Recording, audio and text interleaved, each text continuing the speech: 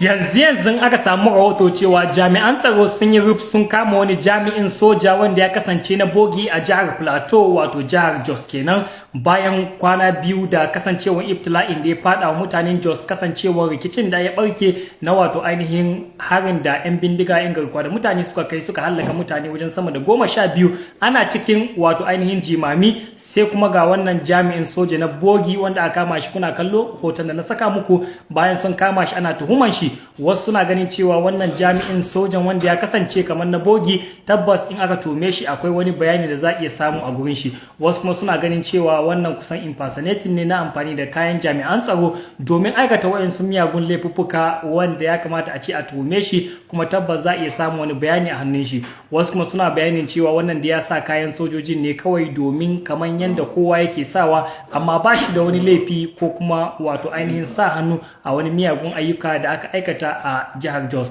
Shin kuna ganin cewa wannan jami'in soja na bogi wanda aka kama shi kuna tunanin cewa yana da wani masaniya ko hannu a cikin wato abubuwan da ya faru a jihar Jos ko kuma kuna ganin cewa ya kamata da ya kyale shi bai san komai ba kawai ya sa kayan ne kawai? Menene ra'ayinku?